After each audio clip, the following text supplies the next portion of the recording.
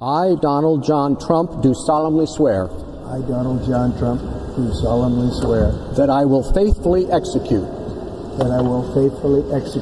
the office of President of the United States the office of President of the United States and will, to the best of my ability,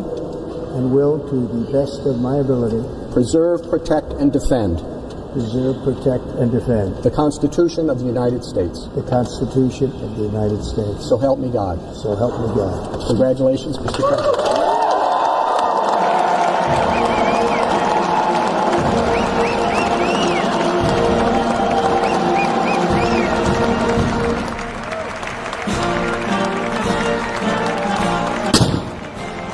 The evil orange man was sworn in as president of the United States yesterday, and already, and I mean already, we have multiple different media hoaxes against the evil orange man. Trump derangement is back in a big way, and honestly, are we even surprised? Are you guys not comforted by the fact that the left-wing lunatics are still in fact left-wing lunatics? However, I do want to point out that many of these hoaxes are being called out by unexpected sources. Now, you guys might have heard this hoax that Elon Musk gave a Nazi salute at a Trump victory speech. You know, there are elections that come and go. Some elections are, you know, important, some are not. But this one, this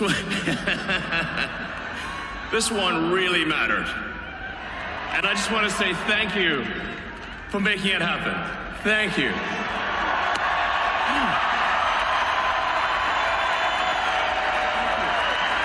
My heart goes out to you.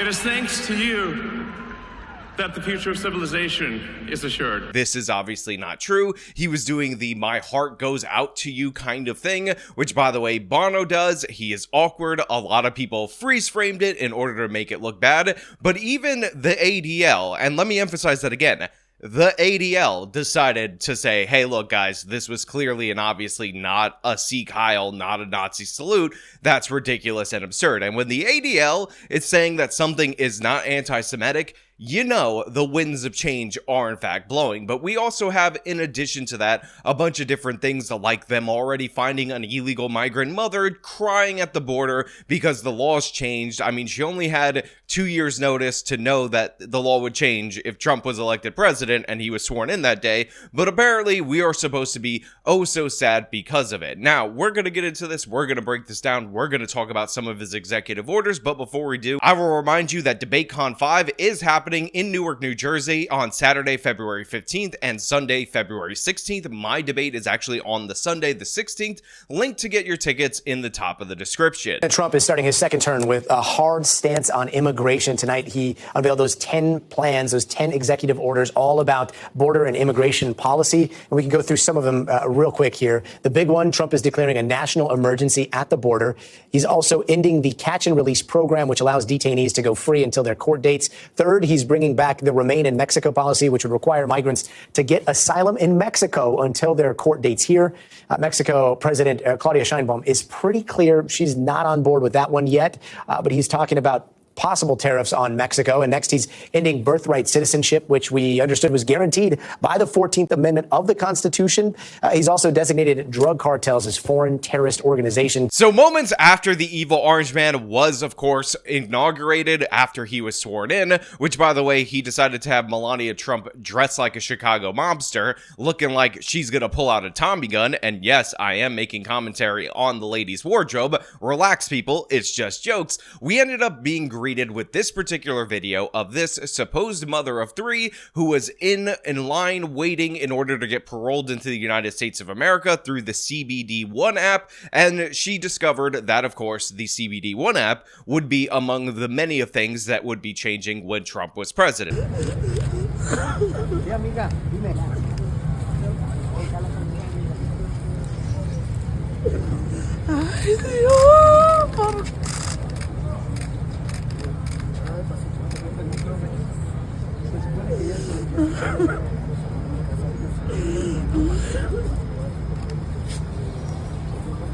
And of course, the border was eventually guarded by the president's executive order. We saw footage of that as well. And yeah, obviously no one should be surprised. However, I do want to point out that there are some people mocking this woman in particular for her tears, and I am not in that camp. It is a sad situation that she has found herself in. However, the sad situation that she found herself in is not due to the fact that the evil orange man is enforcing the law. It is due to the fact that the Biden administration encouraged these people in Latin America and all other parts of the world to sell all of their worldly possessions and surge to the border in order to commit asylum fraud. And remember, Biden said he was doing this because that's who we are. In fact, make sure that we immediately surge to the border. All those people are seeking asylum. They deserve to be heard. That's who we are. We're a nation that says if you want to flee and you're fleeing oppression, you should come. So make no mistake, I do feel bad for this woman. I do feel bad that she is upset, that she's brought to tears, but the fact of the matter is,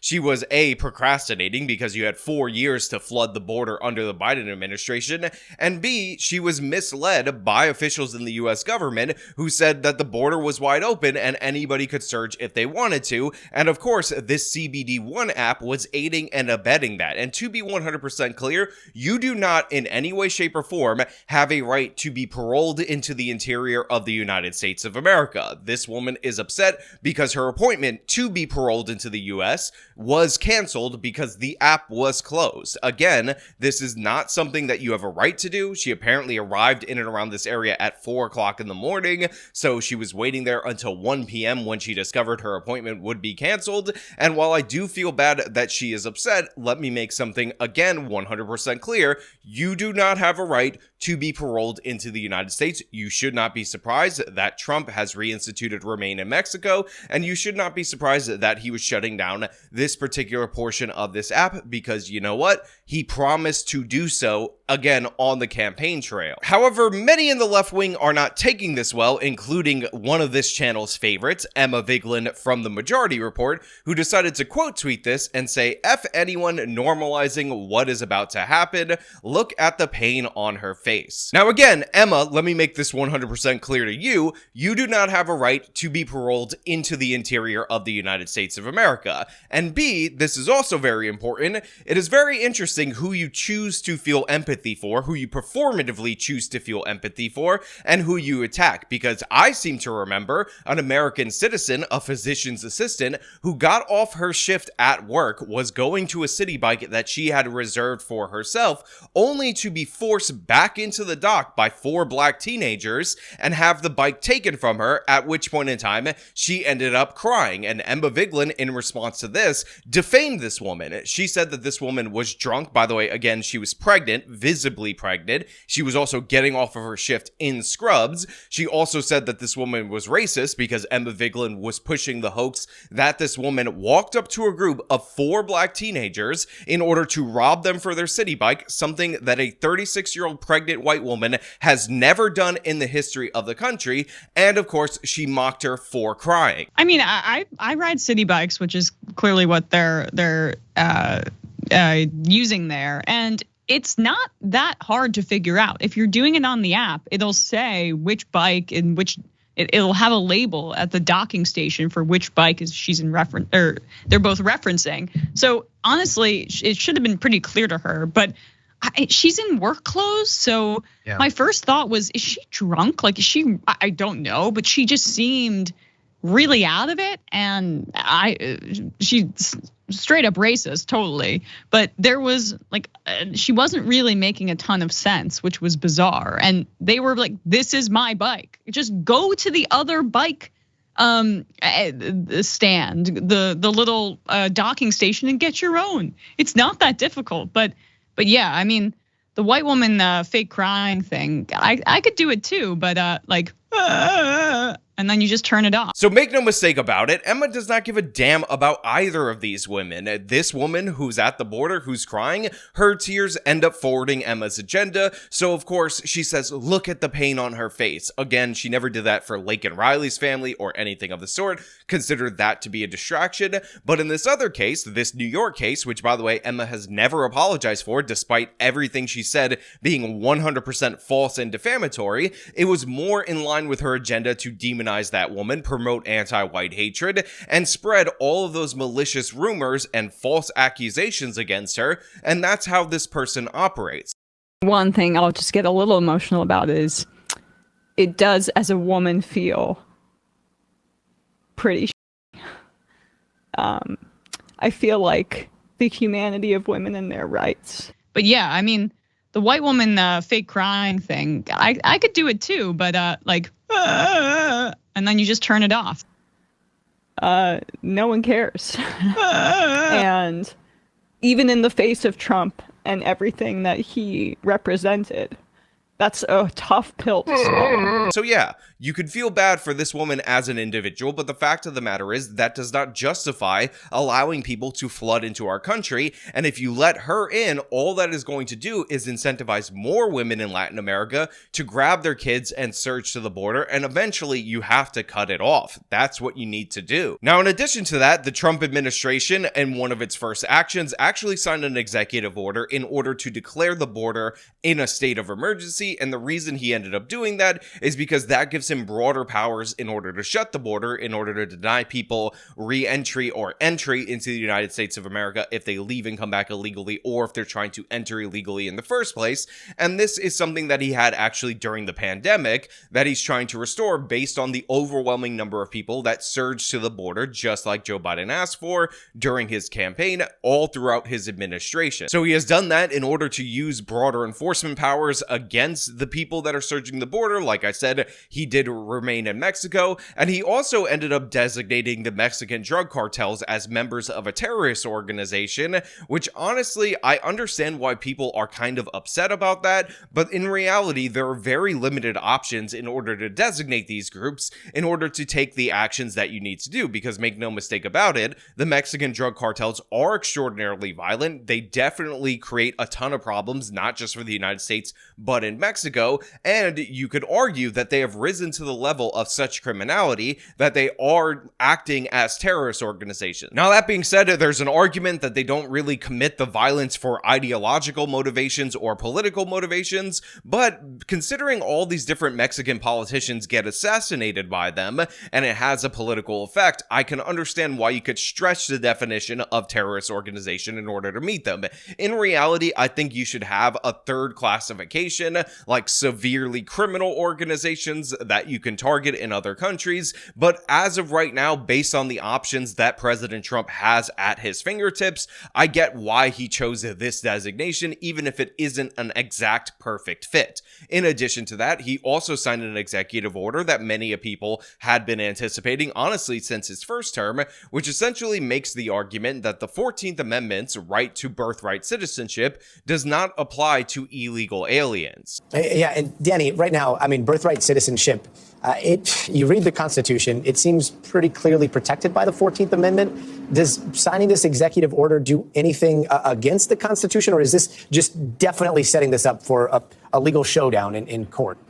Yes to your second question. This will obviously be challenged right away. But this issue actually came up way back during the first Trump administration. And when it first came up, I have to admit, I heard that, and I immediately thought, well, wait a minute. Birthright citizenship is as immutable a law, immutable a right, as some of the other rights enshrined in the Constitution. Now, let me explain this, because I think people get a bit confused about what this order actually does and what this actually means. So essentially, the 14th Amendment has a clause in it that grants citizenship to those people born in the United States and under the jurisdiction thereof. Now, this was passed post the Civil War in order to prevent the southern states, mostly, from denying citizenship to freed slaves, because they would have nowhere to go, and clearly and obviously they were born in the United States and under the jurisdiction thereof. I mean, they were quite literally owned as property within this nation. Now, over time, this has been interpreted that anybody who is born within the territory of the United States of America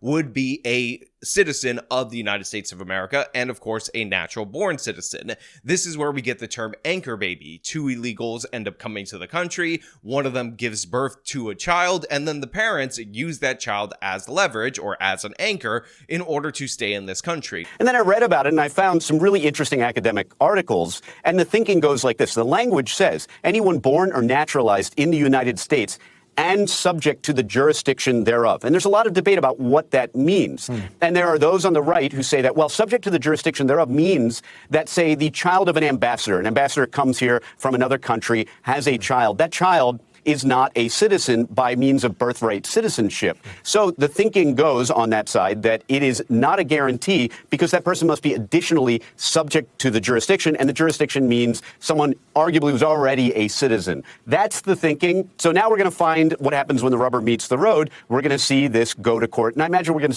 see it go to court relatively quickly. Now, Trump's executive order says that you need to have one of your parents be a citizen of the United States for this to work, and this makes sense because if you were born outside of the United States of America, off any kind of territory, but you have one or both of your parents as an American citizen, you are a natural born citizen of the United States of America because citizenship is passed to you through your parents.